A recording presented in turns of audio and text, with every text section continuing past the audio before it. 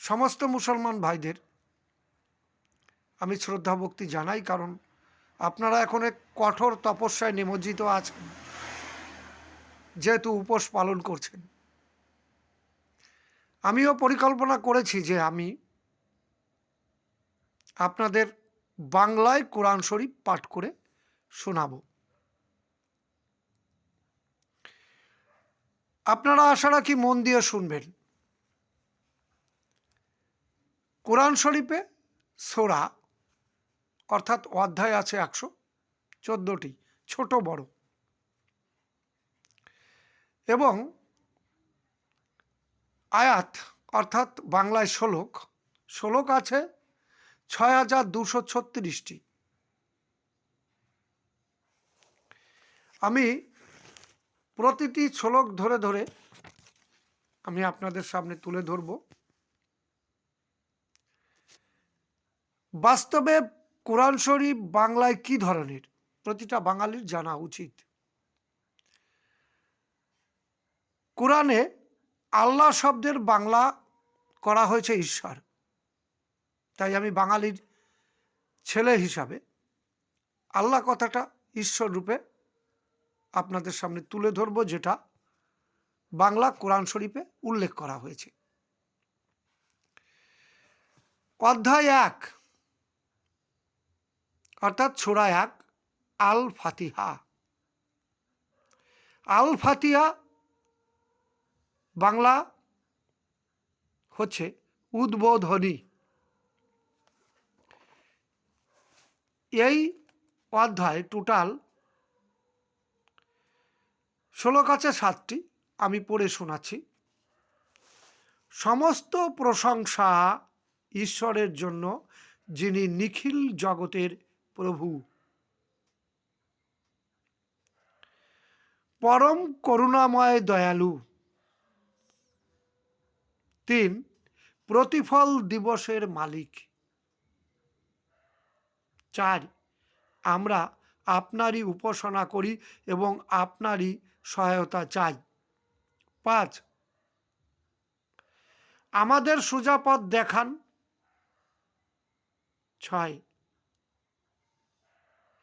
তাদের পথ যাদের প্রতি আপনি কৃপা করেছেন।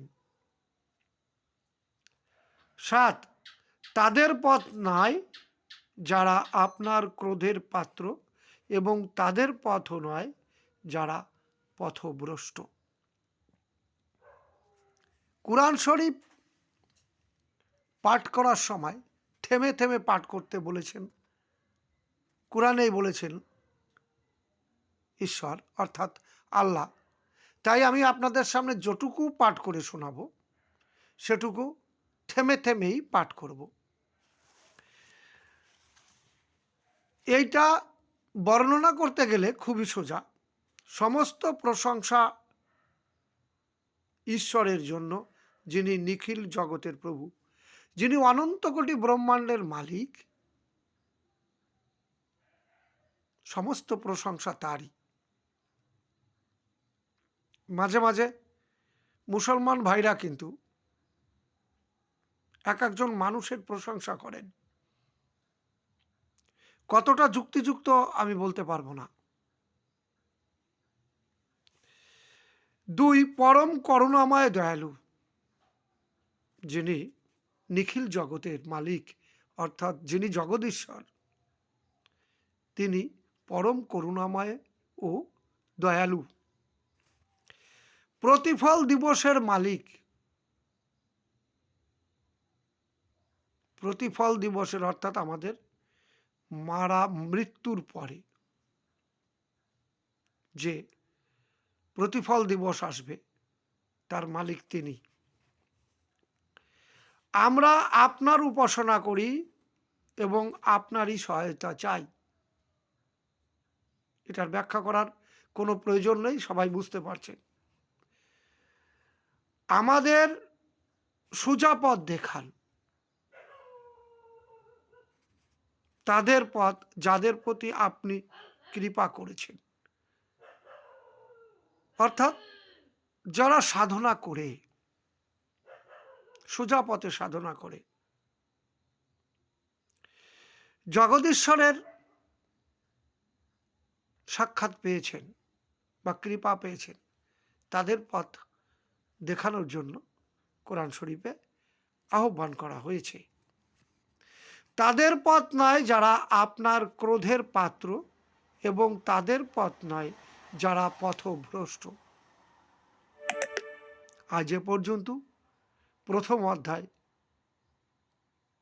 আমি 7টা শ্লোক অর্থাৎ 7টা আয়াত আপনাদের পড়ে শোনালাম। আমার থেকে যদি আপনারা ভালো বর্ণনা করতে পারেন, দয়া করে অনুরোধ করছি আপনারা করুন। এটাই আপনাদের কাছে আমি কামনা করি। এবং যারা নূতন তাদের বলছি আপনারা আমার চ্যানেলটি সাবস্ক্রাইব করুন।